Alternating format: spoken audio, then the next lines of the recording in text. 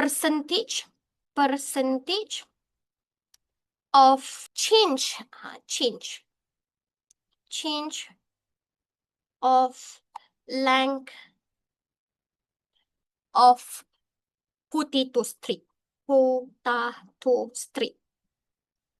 So I put percent over here. Saya pun letak percent dekat sini. Dah. Yang ni kena ada. Tak ada salah satu, tolak markah. Okay. Boleh? Anak-anak, all goods? Boleh Boleh follow Okay. Selepas itu, kalau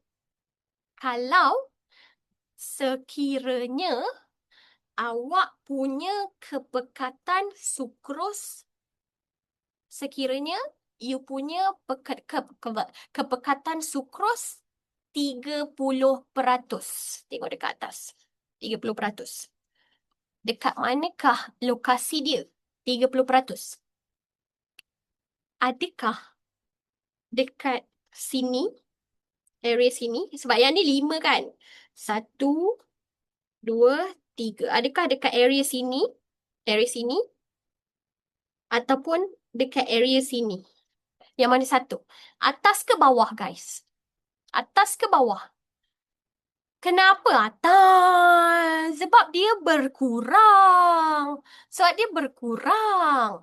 Because dia berkurang dari segi kepanjangan. I know you tak letak negatif. Tapi dalam kepala you, you kena tahu. The length are decreases. So, kita tak boleh letak dekat atas. Betul tak? Hey. Korang okey ke? Hello? Boleh ke, guys? Okey tak? So, kita pun letaklah dekat mana? Tadi 30%. So, by right, 3.3 3.3%. 3.3%. Okay, kita pun letaklah dekat sini. Okay, I pun letak dekat. Tak muat sebenarnya, sepatutnya saya ataskan lagi. Tapi sebab tak muat, saya letak sini dulu Okay. So, tak boleh letak dekat sini. Tak boleh letak dekat sini. Tak boleh. So, you kena letak dekat sini. So, I pun letaklah di sini. Okay. Boleh? Sepatutnya saya ataskan lagi. Tapi, tak muat lah, guys. Kita buat je lah kat sini 30%. I pergi dekat 35. Kenapa? Patutnya kat sini. Okay. I pun buat macam ni. So, Mimi tadi dah salah tolak satu markah. Tinggal satu markah for you. Okay. 20%. 20%. Ada 20% ke? Tak ada 20%. Sorry. Berapa persen? 10%. Hello, 10%. 10% dekat mana 10%? Kosong, betul. 10% dekat kosong. 10%. Cuba tengok. 10% dekat kosong, cikgu. Okay. Jadi 10% dia akan duduk kat sini Macam ni Sebab kosong kan. 10%. Kosong. Tak ada apa-apa. Kosong. Tak ada pergerakan air movement. So that's no net movement of water. So 0%. Letak kat sini. Lepas tu kalaulah dia adalah distilled water. Maksudnya 0% of sucrose. So, dia mesti di sini. Berapa dia punya panjang tadi? 10 kan? Tak silap saya, 10. Okay. So, saya boleh letak kat sini. Terus naik dia punya panjang. Okay. Nampak? Dah. Settle. Graf ni dia agak kurus sikit. Lepas tu, the third one, bentuk graf. Bentuk graf tu kena betul. Ini mencabar bentuk graf kita. So, you pun lukis lah. You punya bentuk graf. Macam ni. Ni kena Parkinson ni, sorry. Sekejap, saya kena besarkan sikit. Jadi, I boleh lukis dia punya shape.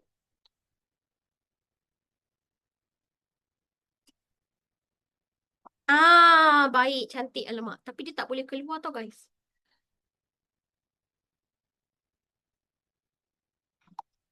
Sorry, guys.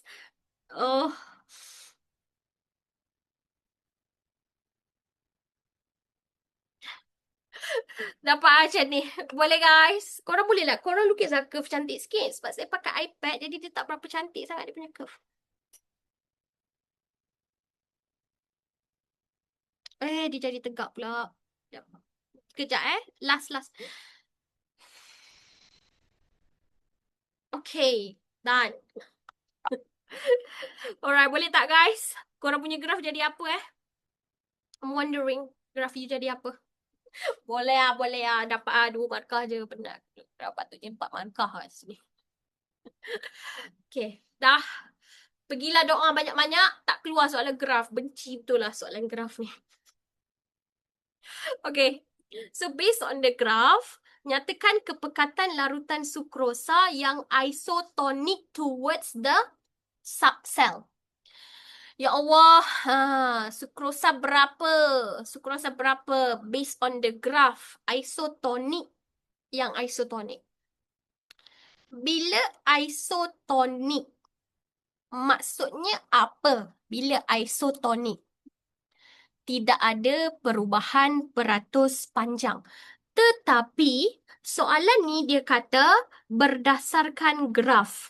Based on the graph. So jawapan awak mestilah based on the graph. Jawapan anda mestilah berdasarkan graf. Yang mana tiada perubahan peratus panjang jalur kertas. Yang mana tidak ada perubahan panjang bagi jalur kertas. Tak ada perubahan panjang bagi jalur kertas. Berapa guys? Tak ada perubahan panjang bagi jalur kertas. Berapa? Jalur kertas, sorry. Not jalur kertas. Jalur kentang. I nak cakap kentang tersebut kertas. Kita boleh nampak kan dekat sini? 0%. We can clearly see here. 0% perubahan jalur kentang. Jadi, kita nak tulis apa? Tulis je dekat sini. Larutan sukrosa berapa persen? 10%. Sucrose solution 10%. Okey. Boleh. Yang ni dapatlah 1 markah sebab kita nampak dekat atas graf. On the graph. Lepas tu, dia suruh anda explain kenapa you cakap macam tu. E1. Explanation E1. So this one is your P1. Kenapa? E1 ataupun you punya explanation kenapa jadi macam tu? Sebab apa jadi macam tu guys? Tiada pergerakan. Sebab apa? Tiada pergerakan bersih air. There's no net movements of water. Tidak ada pergerakan bersih air dalam sel vacuum pada jalur kentang. Dah, itu saja pada jalur kentang. Isotonic does no net movement of water in the vacuum of the potato strip. No net movement of water in vacuole cell on the potato strip. Itu je. Awak dah dapat 2 lagi markah. Senang Sorry tau guys, bukan jalur kertas, jalur kentang. Sorry. Alright. Boleh? Okay. Ada soalan? So soalan terakhir, soalan yang korang biasanya tak suka. Soalan apakah agak-agak? Operational definition. Berdasarkan eksperimen, definisi secara operasi bagi osmosis. I don't know you guys still remember or not, ataupun saya ada sebut di dalam kelas ataupun tidak. Cara untuk kita buat definisi secara operasi. Siapa ada masalah untuk jawab operational definition sampai sekarang? You masih ada masalah nak jawab operational definition. Siapa ada masalah? Semua ada masalah. Masalah negara ni kalau semua ada masalah ni. Okeylah. Tulis jangan senyap-senyap je, tulis. Yang pertama, tulis dulu keyword. Keyword dapat daripada mana? Keyword you dapat daripada soalan tanya apa. Okay? So, soalan tanya apa? This is your keyword. So, you buat apa? Tulis dulu. Osmosis ialah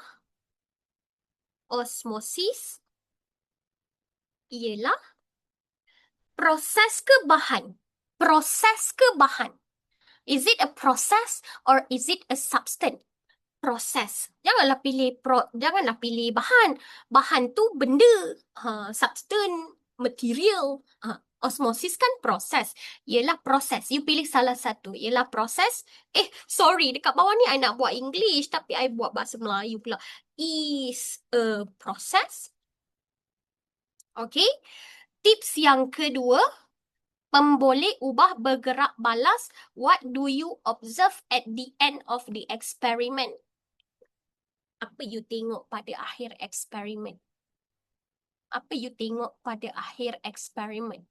What do you observe at the end of the experiment? Tengok apa? Kita tengok apa? Perubahan apa? Perubahan, jangan cakap panjang bertambah berkurang. Tidak, kita tengok peratus perubahan panjang jalur kertas.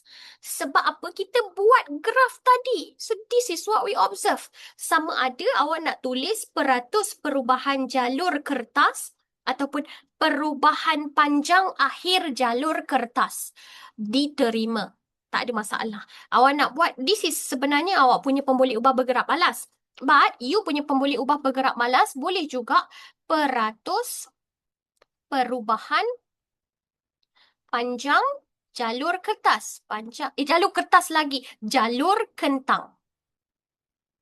So, this also yang pemboleh ubah bergerak balas. So, any one.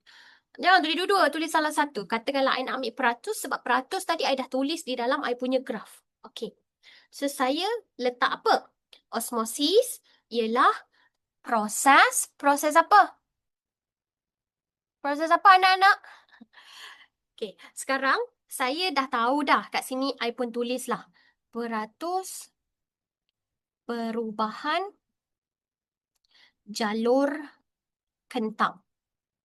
Tapi, proses perubahan jalur kentang ni disebabkan apa? Proses perubahan jalur kentang disebabkan apa? Air keluar ataupun air masuk. Setuju? Setuju? Agree with me? Jadi, takkan kita nak tulis osmosis ialah proses peratus perubahan jalur kentang. Itu dia jadi kurang cantik ayat dia. Jadi, because we know osmosis adalah proses pergerakan air. Osmosis is a proses pergerakan air. Jadi, kita pun tulis ialah proses pergerakan molekul air, pergerakan molekul air keluar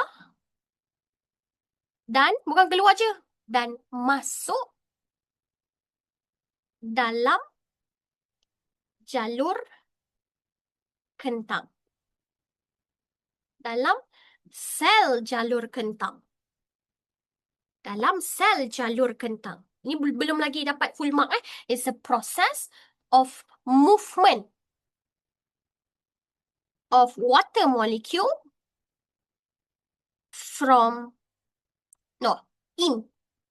in the potato strip.